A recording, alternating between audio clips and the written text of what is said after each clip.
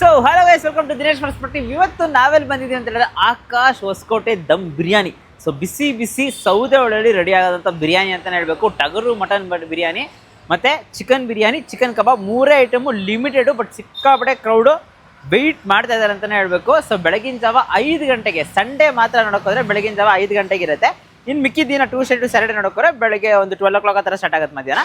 Continuous ಆಗಿ ರಾತ್ರಿ 10 ಗಂಟೆ ತನಕ ಬಿಸಿ ಬಿಸಿ ಬಿರಿಯಾನಿ ಸಿಗ್ತಾ ಇರುತ್ತೆ. ಸೊ ಲೊಕೇಶನ್ ಬಗ್ಗೆ ಹೇಳ್ಬೇಕು ಅಂತಂದ್ರೆ ನಾಗರ್ ಬಾವಿ opposite Nexa showroom, Maruti Suzuki showroom. But exact location Google maps link description ಹಾಕಿರ್ತೀನಿ, ನೀವು ಚೆಕ್ಔಟ್ ಮಾಡಿ.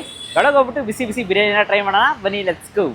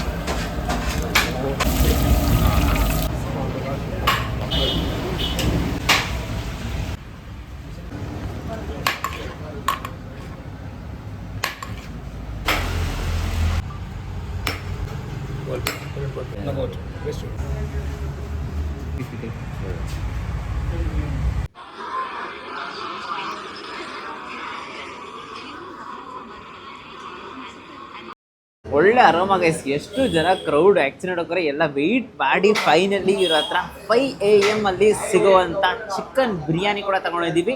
ಟಗರು ಅಲ್ಲಿ ಮಾಡಿರೋ ಟಗರು ಮಟನ್ ಬಿರಿಯಾನಿ ಕೂಡ ತಗೊಂಡಿದ್ದೀವಿ. ಸೊ ಒಂದೊಂದು ಕಬಾಬು ಕೂಡ ಹೇಳ್ಬಿಟ್ವಿ. ಸೊ ಆಬ್ವಿಯಸ್ಲಿ ರಿಚುವಲ್ಸ್ ಅಲ್ಲ. ಸೊ ಫಸ್ಟು ಕಬಾಬಿಂದನೇ ಹೋಗೋಣ ಅಂತ ಅಂದ್ಬಿಟ್ಟು. ಸೊ ಕಬಾಬ್ ಅಂತೂ ನೋಡಿ ಯಾವ ಥರ ಪೀಸಸ್ ಹಾಕಿದ್ದಾರೆ ಅಂತಂದರೆ, ಈ ಕಡೆ ಅಪ್ಪ ಜ್ಯೂಸಿ ನೋಡಿ, ಬ್ರೇಕ್ ಆಗಬೇಕು.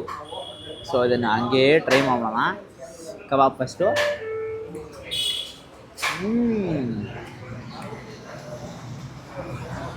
ಸೂಪರ್ ಗೈಸ್, ಒಳ್ಳೆ ಮಸಾಲ. ಆ್ಯಕ್ಚುಲಿ ಕಬಾಬ್ ಮಸಾಲ ಅಲ್ಲ, ಕರೆಕ್ಟಾಗಿ ಮ್ಯಾರಿನೇಷನ್ ಆಗಿರೋದಕ್ಕೋಸ್ಕರ ಆ 100% ಟೇಸ್ಟ್ ಇರೋದು ಅಂತಲೇ ಹೇಳಬೇಕು.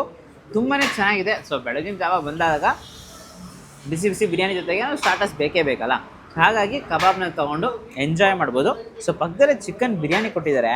ಚಿಕನ್ ಬಿರಿಯಾನಿ ಪೀಸಸ್ ಎಲ್ಲ ಸಿಕ್ಕಾಪಟ್ಟೆ ಸಾಫ್ಟ್ ಆಗಿರುತ್ತೆ ಅಂತಲೇ ಹೇಳಬೇಕು. ನೋಡಿ ಒಂದೊಂದು ಪೀಸಸ್ಸು ಕೂಡ ಇಷ್ಟು ಸಾಫ್ಟ್ ಆಗಿದ್ರೆ ಏನು ಬೇಕು ಮಾಡಬೇಕು, ಹಿಂಗಿಟ್ಟು ಲೈಟಾಗಿ ರೈಸ್ ಜೊತೆಗೆ ಟ್ರೈ ಮಾಡಿಬಿಡ್ಬೇಕು.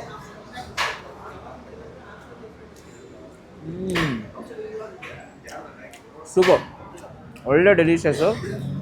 ಯಾವುದು ಡ್ರೈ ಅನ್ನಿಸ್ತಾ ಇಲ್ಲ, ಎಲ್ಲ ಒಳ್ಳೆ ಏನು ಒಂದು ಫ್ಲೇವರ್ ಸಿಗುತ್ತಲ್ಲ ಅದೊಂದು ಫ್ಲೇವರ್, ಮತ್ತು ಜ್ಯೂಸಿಯಾಗೂ ಕೂಡ ಇದೆ. ಸೊ ಒಂದೊಂದು ಲೆಗ್ ಪೀಸು ಕೂಡ ಸಿಗುತ್ತೆ ನಿಮ್ಮ ಲೆಕ್ಕಲ್ಲಿ.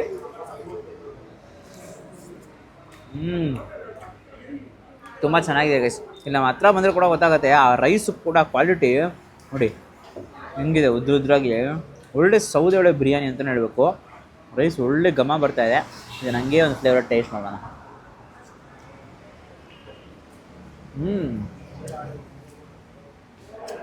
ಸೂಪರ್. ರೈತ ಬೇಕಾದ್ರೆ ಟೇಬಲಲ್ಲಿ ಇಟ್ಟಿರ್ತಾರೆ, ರೈತ ಶೇರ್ವಾ. ಬಟ್ ಇದು ಯಾಕು ಹಾಗೆ ಫ್ಲೇವರ್ ಚೆನ್ನಾಗಿರೋದಕ್ಕೋಸ್ಕರ ರೈತ ಮತ್ತು ಏನು ಮತ್ತು ಅದು ಶೇರ್ವಾ ಏನು ಬೇಡ ಅನಿಸುತ್ತೆ. ಬಿಕಾಸ್ ಅಷ್ಟೊಂದು ಡೆಲಿಷಿಯಸ್ ಆಗಿ ತುಂಬಾ ಸೂಪರಾಗಿದೆ.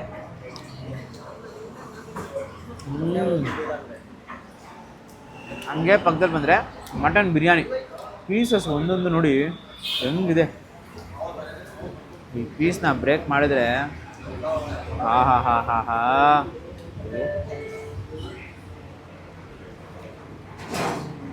ತಗೊಂಡು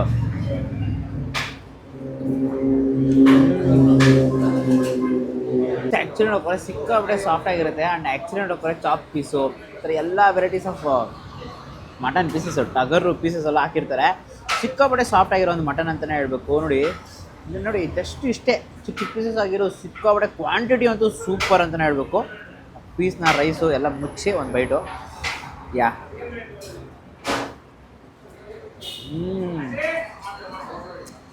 ಸೂಪರ್ ರೈಸ್, ಒಳ್ಳೆ ಕ್ವಾಲಿಟಿ, ಒಳ್ಳೆ taste. Chicken biryani, mutton biryani ಎರಡು ಕಾಂಪಿಟೇಷನ್ ಹಾಕೊಂಡು ತಿನ್ಬೋದು ಅನ್ಸುತ್ತೆ. ಬಿಕಾಸ್ ಎರಡೂ ಕೂಡ ಟೇಸ್ಟು ಅದ್ಭುತ, ತುಂಬಾ ಚೆನ್ನಾಗಿದೆ. ಡೆಫಿನೆಟ್ಲಿ ಬೆಳಗಿನ ಜಾವ 5 ಗಂಟೆಗೆ ಬರ್ತೀರ ಅಂತಂದರೆ ಬಿಸಿ ಬಿಸಿ ಚಿಕನ್ ಬಿರಿಯಾನಿ ಆಗಿರಲಿ, ಬಿಸಿ ಬಿಸಿ ಮಟನ್ ಬಿರಿಯಾನಿ ಆಗಿರಲಿ, ಕಬಾಬ್ ಆಗಿರಲಿ, ಜ್ಯೂಸಿಯಾಗಿ ಸಕ್ಕದಾಗಿ ಬ್ಯಾಟಿಂಗ್ ಮಾಡ್ಕೊಂಡು ಹೋಗ್ಬೋದು.